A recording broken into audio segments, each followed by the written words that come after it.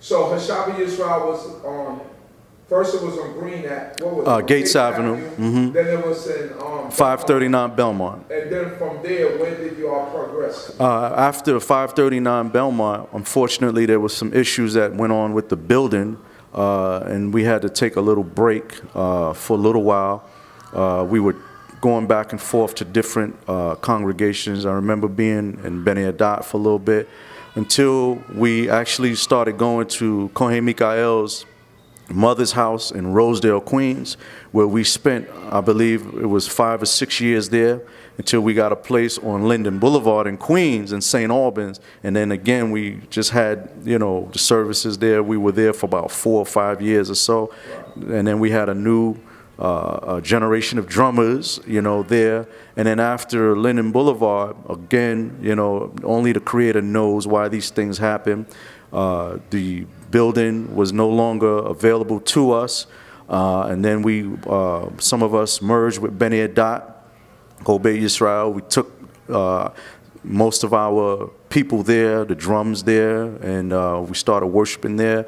And then, of course, we would have services there at B'nai Adath, and then on a lunch break, I remember we used to go to Hashabah Yisrael on Saratoga, and, you know, lunch break and play with you all and the drummers that were there, and try to build and bond, you know, relationships. That was my whole thing about, you know, being an Israelite, just bonding and building relationships. And then, of course, I went ahead and got married, went to Cohane for a little bit, and then I moved down to North Carolina, where we still have, we have a place now, Hashabah Yisrael, a Hebrew family of Charlotte, another set of drummers now.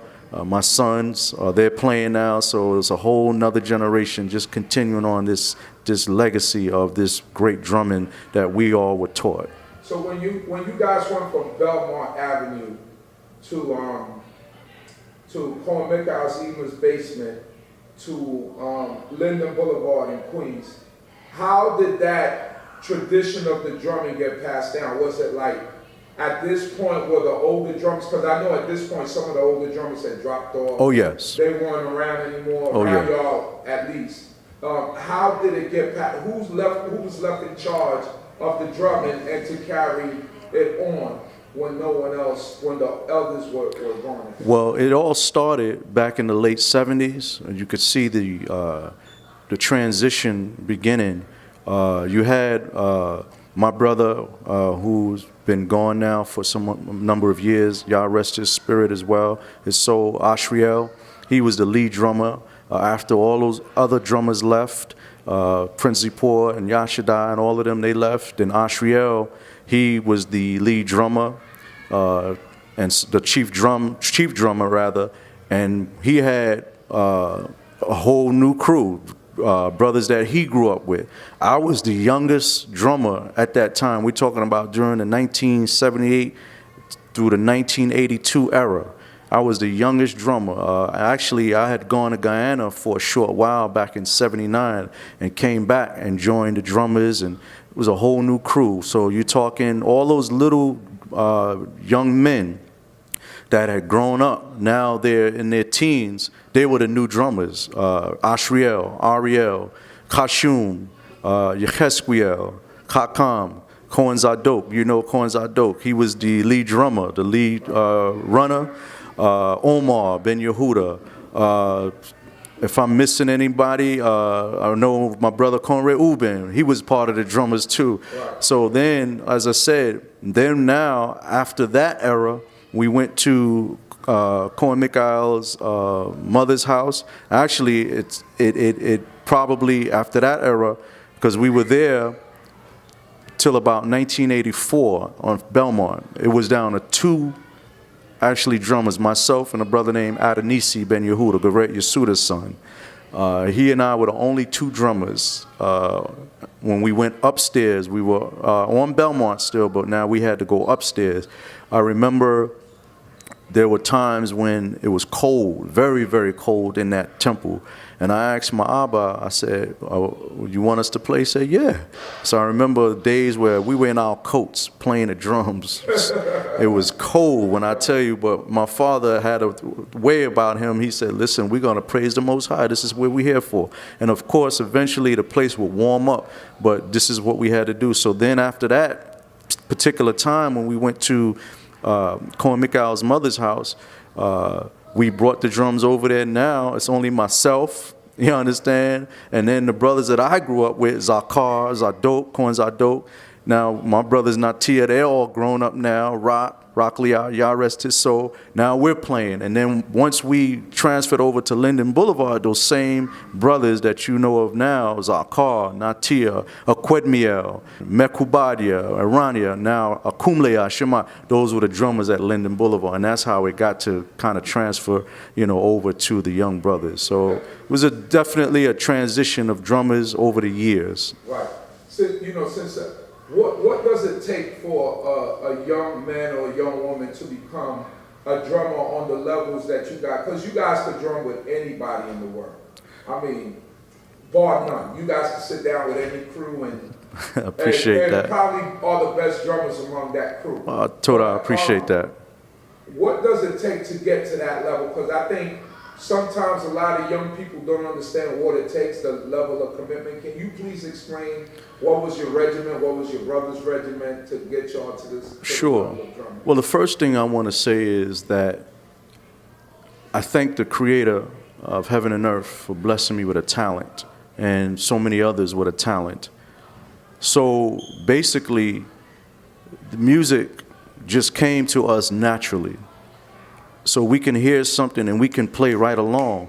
But even with that, it takes some discipline and rehearsal and practice, because my mother, she would hate it that we would take her pots and pans and we'd be banging on the pots, and that was our way of practicing and rehearsing. We'd be in classrooms. I remember being in the Israelite Institute, and we'd be banging on our laps and our knees and things like that. And Guevara Ra, who was our teacher at the time, she would say, all right, that's enough, And we'd be at home watching TV, and our sisters was, all right, that's enough, So that's really how, we stayed in tune with this music, and that's really how we are able to just play with anyone, as you said, and catch on. And of course, for me, many people don't understand and realize, and they may not believe it, but I practice in my mind as well. I can just be sitting there and just thinking about beats, and we used to, as young men, we used to make beats with our mouths, and we get, we'd be jamming, and they say, what do y'all do? It's like, yeah, I just came up with a new beat, We didn't even have to have a drum. We didn't have to have anything, but we just made it up in our mind, and we would make noises with our mouths. Some of the young children still do it today. So that's what really, we were focusing on, practicing, rehearsal, and just staying in touch and staying in tune with our talent. And that's basically how, how I do it. It's God-given. And, of course, you try to go beyond what the Creator gave you and practice, Now, this question is just, it's about drumming, but who are your top 10 drummers? No order, you know what I'm saying? No order whatsoever. You don't got to put them in order. But your top 10 drummers of all time, because you've seen from the beginning right all the way to this point.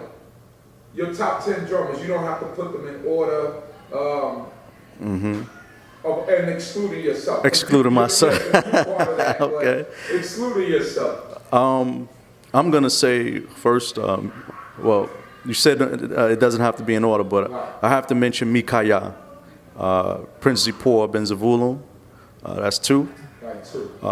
I'm going to say my brother Ashriel, because he really actually gave me the desire to play the timbales. Watching him, he did some things on the timbales that I was like, wow, I could never do that. And lo and behold, after practice, you know, I was able to do that. Shmuel Ben Yehuda.